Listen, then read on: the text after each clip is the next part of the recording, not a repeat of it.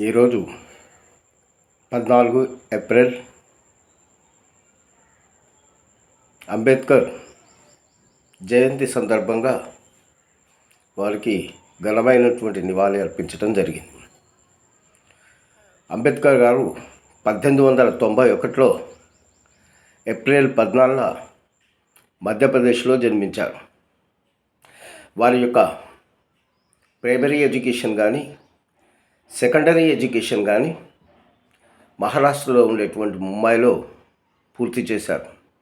ఆ తర్వాత ఉన్నత చదువుల కోసం విదేశాలకు వెళ్ళి కొలంబో యూనివర్సిటీలో పిహెచ్డి పూర్తి చేస్తారు, పట్టా తీసుకున్నారు. ఆ తర్వాత లండన్ యూనివర్సిటీలో ఎకనామిస్ట్గా కూడా పట్టా తీసుకున్నాడు. అతడు ఒక jurist, economist, politician and social reformer. అతడు 1956లో ఆ తర్వాత 6 డిసెంబర్ రోజు చనిపోవడం జరిగింది. ఇతని యొక్క జీవితకాలం ఒక 65 సంవత్సరాలు. ఇతడు రాజ్యాంగ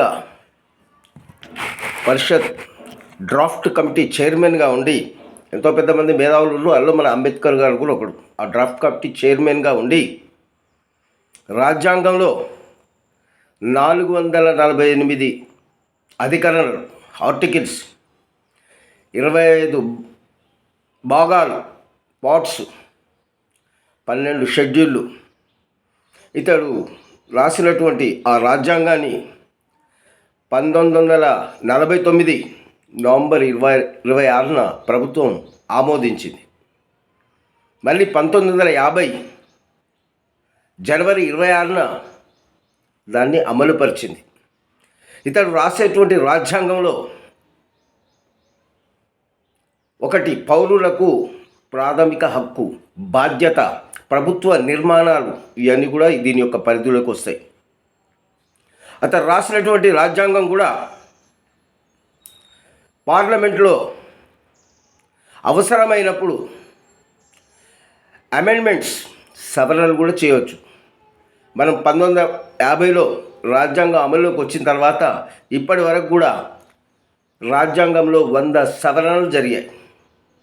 మరి అలాంటి మహానుభావునికి అంబేద్కర్ జయంతి సందర్భంగా ఘన నివాళులు అర్పిస్తున్నాం. జై భీమ్.